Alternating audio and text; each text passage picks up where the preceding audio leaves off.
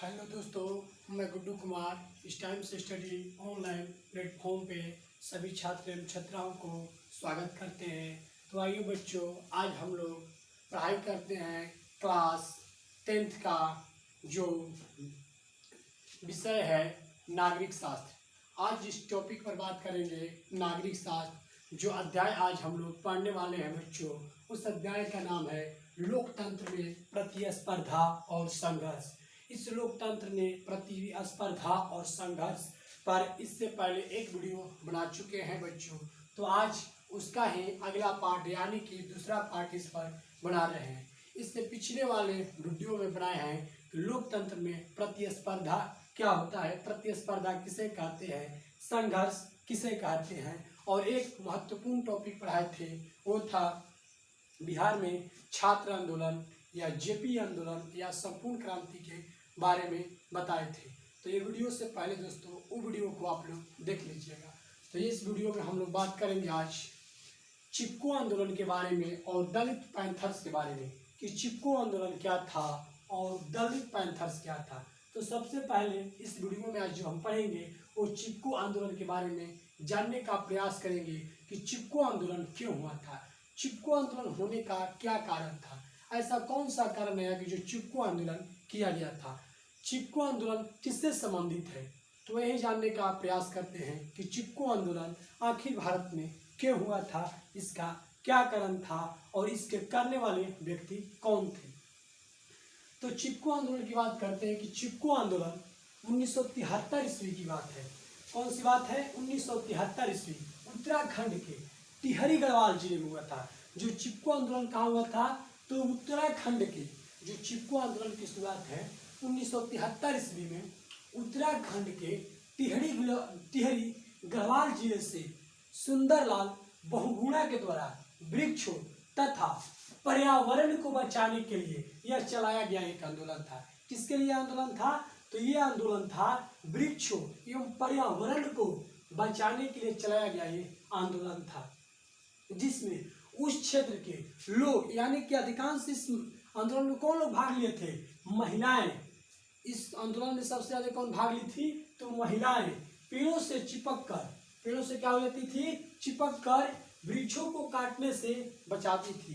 यानी कि जो लोग वृक्ष को काटने के लिए आते थे, महिलाएं पेड़ चिपक जाती थी और पेड़ को नहीं काटने देती थी। धीरे धीरे यह आंदोलन कई राज्यों में फैल गया। धीरे धीरे आंदोलन क्या हो गया? यह कई राज्यों में फैल गया तथा पर्यावरण बचाव की एक जन जागरूकता फैल गई। पर्यावरण बचाव की क्या फैल गई? जन जागरूकता फैल गई। और यह आंदोलन की उग्रता को देखते हुए इंदिरा गांधी की सरकार ने वृक्षों की कटाई संबंधित ठेके को अगले 15 सालों तक क्या कर दी? बंद कर दी। यानी कि जो इंदिरा गांधी थी वो ठेकेदार को ठेका देती थी कि पेड़ को काटिए, लेकिन जब वहां पर आंदोलन होने लगा तो ये 15 सालों तक क्या कर देती है? बंद करवा देती है। पर्यावरण संरक्षण के अनेक आंदोलनों में यह एक महत्वपूर्ण आंदोलन था चिपको आंदोलन। ये तो दोस्तों लिख दिए हैं, एक साधारण भाषा में इसको लिख दिए हैं, लेकिन अब इसके बारे में एकदम डिटेल से बताते हैं कि चिपको आंदोलन क्या था और चिपको आंदोलन क्यों हुआ था। तो बच्चों, चिपको आंदोलन की शुरुआत 1973 ईस्वी में हुआ है। कब हुआ है? चिपको आंदोलन की शुरुआत 1973 ईस्वी में कहाँ हुआ है? उत्तराखंड से संबंधित है। ये आंदोलन कहाँ हुआ है? तो उत्तराखंड से संबंधित है। जब भी चिपको आंदोलन पढ़ेंगे तो सबसे पहले एक छोटा सा भारत का क्या कर बना लेंगे? नक्शा बना लेंगे और उस नक्शे पर दर्शाएंगे कि उत्तराखंड कहाँ है। तो चिपको आंदोलन की शुरुआत 1973 ईस्वी में उत्तराखंड के टिहरी गढ़वाल जिले से चालू किया गया था। उत्तराखंड के टिहरी गढ़वाल जिले से चालू किया गया था। इस आंदोलन में मुख्य बात क्या था कि इसको उत्तराखंड से चालू किया गया था? वहां पर जो व्यापारी थे जंगलों में जाकर वहां की लकड़ियों को काट रहे थे, वहां के पेड़ पौधों को भारी मात्रा में काट रहे थे। और जो उत्तराखंड के जो लोग थे इसका विरोध कर रहे थे कि नहीं, हम पेड़ को नहीं काटेंगे। लेकिन जो ठेकेदार थे वो मानने वाले नहीं थे, वो पेड़ को काट रहे थे। और जो वहाँ के लोग थे इसका विरोध कर रहे थे कि हम पेड़ को नहीं काटेंगे, क्योंकि जब पेड़ कट जाएगा तो क्या शुद्ध वातावरण मिलेगा? नहीं मिल पाएगा। इसकी रक्षा करने के लिए वहाँ सर्वप्रथम कौन आती है? महिलाएं आती है। और महिलाएं पेड़ से चिपक जाती थी, उसको गले लगा लेती थी और नहीं काटने देती थी। बोलती थी महिलाएं कि चाहे आप हमको काट दीजिए, लेकिन इस पेड़ को हम नहीं काटने देंगे। उसको बचाती थी, उसको बचाती थी।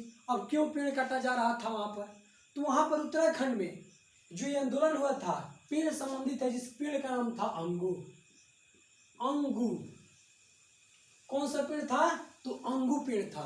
अंगूर पेड़ था। अंगूर पेड़ के जो लकड़ी होते हैं, इस लकड़ी से खेल के सामान बनते थे।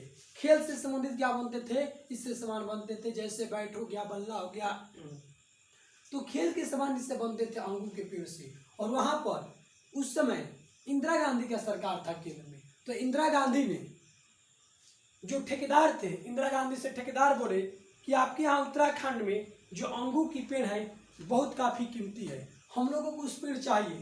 तो इंदिरा गांधी उस ठेकेदार को ठेका दे दी कि ठीक है, आप लोग जाकर काटिए।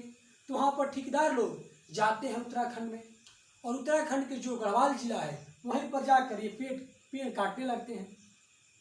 तब वहाँ के जो व्यक्ति थे, स्थानीय लोग थे, उन लोगों ने बोला कि आप अगर पेड़ काटते हैं तो हम लोग भी यहाँ पर पेड़ काटेंगे। आप लोग अगर खेल के सामान बनाते हैं तो हम लोग भी खेल के सामान बनाएंगे। और वहाँ के जो स्थानीय लोग थे, इंदिरा गांधी से इस बात को रखे कि अगर आप ठेकेदार को पेड़ काटने के लिए बोलती है तो हम लोग भी यहाँ पेड़ काट सकते हैं। लेकिन इंदिरा गांधी बोली कि आप लोग पेड़ नहीं काट सकते हैं, सिर्फ पेड़ कौन काटेंगे? तो ठेकेदार काटेंगे। तो वहाँ के जो स्थानीय लोग थे इसका जमकर विरोध किए, बोले कि अगर हम पेड़ नहीं काटेंगे तो यहाँ के स्थानीय लोग भी पेड़, अगर यहाँ के हम पेड़ नहीं काटेंगे तो यहाँ के जो अंग्रेज लोग हैं, जो ठेकेदार लोग हैं, वो भी पेड़ नहीं काटेंगे। यानी उन लोगों का साधारण शब्दों में कहना था कि अगर स्थानीय लोग पेड़ को नहीं काटेंगे तो किसी भी ठेकेदार को हम लोग पेड़ काटने नहीं देंगे। और इसी की मुहिम वहाँ पर चलाने के लिए महिलाएं आगे आती है। क्यों महिलाएं आगे आती है? क्योंकि जो अंग्रेजों के यहाँ ठेकेदार थे, यानी कि जो ठेकेदार थे पेड़ काटने वाले, इंदिरा गांधी के जो ठेकेदार थे, उस ठेकेदारी में सबसे ज़्यादा वहाँ के स्थानीय लोग कार्य कर रहे थे। यानी कि पेड़ काटते तो उससे जो पैसा मिलता था उस पैसे को ले जाकर शाम को दारू पी जाते थे, शराब पी जाते थे, और वो शराब पी कर आते थे रात्रि में अपने घर, और घर के परिवार के साथ अहिंसा करते थे, घर के परिवार के साथ हिंसा करते थे, मारपीट करते थे अपने परिवार के साथ, जिससे वहाँ की महिलाएं दुखित रहने लगी। तो सोचिए कि इससे निजात कैसे पाया जा सकता है। तब वहाँ की महिलाओं ने सोची कि यहाँ पर अगर नहीं वृक्ष कटेगा और नहीं हम लोगों के जो घर के गार्जियन है, जो व्यक्ति है, वो नहीं जाएंगे वृक्ष काटने के लिए, नहीं उन लोगों का पैसा मिलेगा, नहीं ये दारू का सेवन करेंगे। तब वहाँ की महिलाएं आगे आती है और आगे आकर वो इसका विरोध करती है कि हम लोग किसी भी कीमत पर अपने राज्य में इस पेड़ को नहीं काटने देंगे। और इसके नेतृत्व करने के लिए सुंदरलाल बहुगुणा जी आते हैं, और सुंदरलाल बहुगुणा जी के नेतृत्व में यह आंदोलन को तेजी से चलाया जाता है। और यह आंदोलन उत्तराखंड राज्य से चालू होता है, और उत्तराखंड राज्य से होते हुए यह आंदोलन भारत के कई राज्यों में फैल जाता है। कई राज्यों में जैसे उत्तराखंड, हिमाचल प्रदेश, राजस्थान, मध्य प्रदेश, कई राज्यों में यह आंदोलन फैल जाता है। मुहिम को फैला दिया जाता है कि किसी भी कीमत पर हम लोग पेड़ को नहीं काटने देंगे। और इस आंदोलन में महिलाएं बढ़ चढ़कर हिस्सा लेती है और जाकर पेड़ों से लिपट जाती थी, और किसी भी कीमत पर अंग्रेज को, वहाँ पर जो ठेकेदार थे, उसको पेड़ को नहीं काटने देती थी। और इससे विवश होकर इंदिरा गांधी ने वहाँ पर ठेकेदारों को 15 वर्षों तक बैन कर दी कि आप लोग 15 वर्षों तक यहाँ पर पेड़ नहीं काट सकते हैं, क्योंकि यहाँ के लोग क्या हो चुके हैं? जागरूक हो चुके हैं। और इस प्रकार पेड़ का संरक्षण वहाँ पर सुंदरलाल बहुगुणा के नेतृत्व में कर दिया जाता है। यानी कि जो पेड़ कट रहा था उस मुहिम को सफल बना दिया जाता है। अब वहाँ पर पेड़ नहीं कटा। यानी कि इस आंदोलन में महिलाएं क्या हो जाती है? विजय प्राप्त कर लेती है पर्यावरण के संरक्षण। तो ये अनेक आंदोलनों में क्या था? एक आंदोलन था, यह क्या था? चिपको आंदोलन था। यानी चिपको आंदोलन का अर्थ होता है कि पेड़ों से क्या चिपक जाना, और किसी भी कीमत पर पेड़ को वहां से नहीं कटने देना है। अब पूछेगा इसमें से एग्जेक्टिव कि चिपको आंदोलन की शुरुआत कब हुआ था? तो चिपको आंदोलन की शुरुआत कब हुआ है? 1973 ईस्वी। कहाँ हुआ है? उत्तराखंड किस जिले से? उत्तराखंड के टिहरी गढ़वाल जिले से। किसके नेतृत्व में चालू किया गया था? सुंदरलाल बहुगुणा के नेतृत्व में। यह आंदोलन का तात्पर्य क्या था? पेड़ को बचाना। और क्यों पेड़ को किस प्रकार बचाया करती थी महिलाएं? पेड़ों को लिपट जाती थी ढककर, और किसी भी कीमत पर पेड़ को नहीं काटने देती थी। तो ये था दोस्तों चिपको आंदोलन। अब चलते हैं दलित पैंथर्स। ये दलित पैंथर्स क्या होता है? यानी कि दलित पैंथर यानी कि जो हमारे समाज में वर्ण व्यवस्था के आधार पर जो समाज को 4 वर्गों में बांटा गया है, जैसे बांटा गया ब्राह्मण, क्षत्रिय, वैश्य और शूद्र, 4 वर्गों में बांटा गया है। उसी वर्ग में से क्या है? दलित पैंथर्स है। और दलित पैंथर्स कहने का अर्थ होता है यानी कि एससी, शेड्यूल्ड कास्ट, अनुसूचित जाति, यानी कि दलित पैंथर्स का अर्थ क्या होगा? शेड्यूल्ड कास्ट यानी कि अनुसूचित जाति। यह आंदोलन 7वें दशक के शुरुआती सालों में किस हुआ है? यह आंदोलन 7वें दशक यानी कि 1970, 7वें दशक के शुरुआती सालों में शिक्षित दलित की पहली पीढ़ी ने अनेक मंचों से अपने हक की आवाज उठाई। यानी कि दलित पैंथर्स जो है 1970 ईस्वी के शुरुआती सालों में, शुरुआत 1970 71 की बात हो या 72, शुरुआती सालों में बोल रहा है शिक्षित दलित की, यानी कि वहां पर जो दलित थे उन लोगों का पहला पीढ़ी शिक्षित हुआ। पहला पीढ़ी क्या होता है? शिक्षित हुआ था। जब शिक्षित तब होंगे जब हमारा शिक्षित समाज होगा तो अपने हक की आवाज को हम बुलंद करेंगे। अपने जो मेरा हक है समाज में, उस हक को हम पाना चाहेंगे। तो ये जो थे दलित पैंथर्सों का जो पहला शिक्षित पीढ़ी था, उसने अपने हक की आवाज के लिए अनेक मंचों से क्या आवाज उठाते हैं। यानी कि जो हमारा हक है समाज में वो हमारा मिलना चाहिए, जो मेरा अधिकार है वो मेरा मिलना चाहिए। कौन आवाज उठाते हैं? तो दलित पैंथर्स के जो पहला पीढ़ी शिक्षित था वो अनेक मंचों से अपनी हक की आवाज को क्या करते हैं? बुलंद करते हैं। दलितों के हित की दावेदारी के इस क्रम में, यानी कि दलितों के हित की दावेदारी की इस क्रम में सबसे पहले आवाज कहां से उठाया जाता है? तो महाराष्ट्र में 1972 में। कहां से उठाया जाता है? 1972 में महाराष्ट्र में दलित युवाओं का एक संगठन बनता है। क्या बनता है? दलित युवाओं का एक संगठन दलित पैंथर्स बनता है। वहां पर जितने भी दलित थे एक संगठन बनाते हैं 1972 ईस्वी महाराष्ट्र में, जिसका नाम रखा जाता है दलित पैंथर्स। और यह संगठन राजनीतिक party Republic party of India का समर्थन करता था। यह जो पार्टी बना था, यह जो संगठन बना था, यह संगठन किसका समर्थन करता था? तो रिपब्लिक पार्टी ऑफ इंडिया का समर्थन करता था। और इस संगठन के बहुत सारे मांग थे। जो प्रमुख मांग है यहाँ पर रख दिए हैं कि इनका प्रमुख मांग क्या क्या था। पहला मांग था जाति प्रथा का उन्मूलन हो, यानी कि जो जाति प्रथा का उन्मूलन हो। जो हमारे समाज में जाति प्रथा भेदभाव हो रहा है, उस भेदभाव नहीं करना है कि हम क्या है, हम ब्राह्मण हैं तो हम क्षत्रिय हैं, हम वैश्य हैं तो हम कुलीन हैं, हम राजपूत हैं तो हम ब्राह्मण हैं, हम बुनियार हैं, हम यादव हैं। ये सब कुछ नहीं करना है जात पात। ये पहला इस संगठन का था कि जाति प्रथा का क्या हो? उन्मूलन हो। हमारे समाज में जाति प्रथा नहीं रहना चाहिए, जात पात नहीं होना चाहिए, सभी व्यक्ति क्या है? एक होंगे। दूसरा रखा गया कि भूमिहीन गरीब किसानों की समस्याओं का निराकरण किया जाए। भूमिहीन गरीब किसानों की समस्या जो है, जिन किसानों के पास भूमि नहीं है उनके क्या क्या समस्या है, उन समस्याओं को सुना जाए। उनके जीवन में कैसा कैसा आर्थिक स्थिति आता है, उन आर्थिक स्थिति पर उनका गहन किया जाए कि किस प्रकार व्यक्ति अपने जीवन को व्यतीत करते हैं, उनको देखा जाए। यानी कि भूमिहीन गरीब किसानों की समस्याओं का क्या हल निकाला जाए कि जिनके पास भूमि नहीं है वो व्यक्ति अपने घर को चलाने के लिए क्या क्या करते हैं, क्या क्या उपाय करते हैं, कहाँ से अनाज लाते हैं, कहाँ से अपने बाल बच्चों को पालन पोषण करते हैं, कहाँ से अपने बच्चों को उच्च शिक्षा देते हैं, इसके बारे में भी उन पर चर्चा की जाए।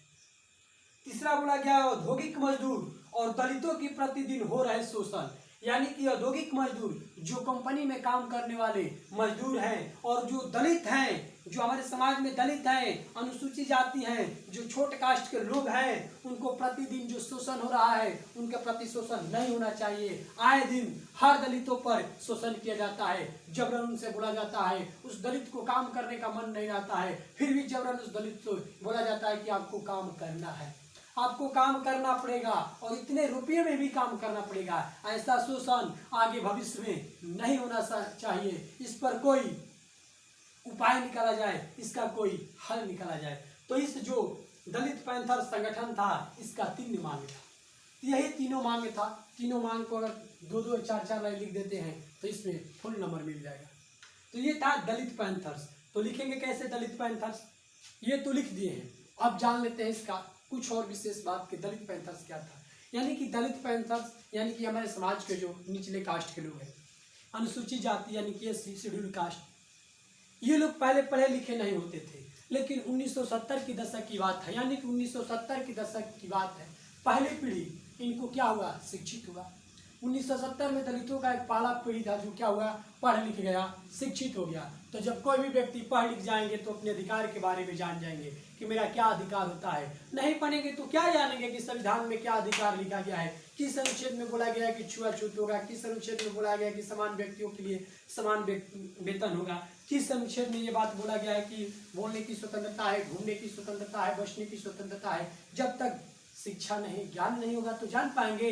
लेकिन दलितों का ये जो पहला समाज था, 1970 के बाद पहला पीढ़ी इसका शिक्षित होता है। जब शिक्षित होता है तो लोग वहाँ अपने अधिकार के बारे में जानने का प्रयास करते हैं और अपने अधिकार को जान जाते हैं। जब अपने अधिकार को जान जाते हैं तो अनेक मंचों से अपने अधिकार के आवाज उठाते हैं कि हमारा अधिकार है, हमारा ये मिलना चाहिए।